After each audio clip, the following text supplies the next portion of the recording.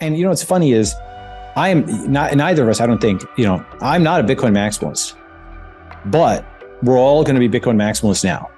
Okay. What I mean by that is the Bitcoin maximalist philosophy. And again, I've recognized that many of its exponents and so on are like insane and it's all true. But unfortunately, you're going to kind of need insane people for what is about to happen. Okay. Their worldview is the closest. Most people don't have any idea of what's coming. Okay. But Bitcoin maximalists are maybe the only people on earth who are prepared for the potential sovereign default of the US dollar and the rise of Bitcoin and the concept of hyper-Bitcoinization, where the reserve currency switches over to BTC and all fiat around the world like basically collapses relative to the hardest money around, right? And basically what the US has done, what the Fed has done is it's caused the fiat crisis. It's not really just a banking crisis, it's a fiat crisis.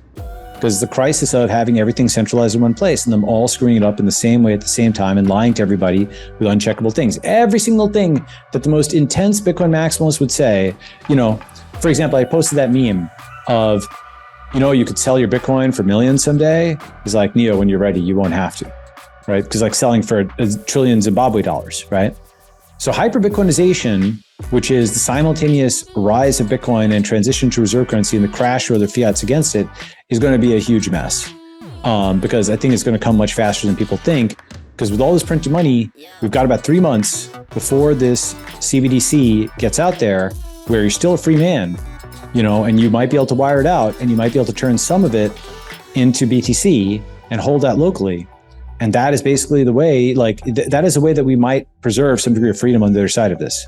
Because either it's go ahead. I know that sounds, I don't normally talk like this.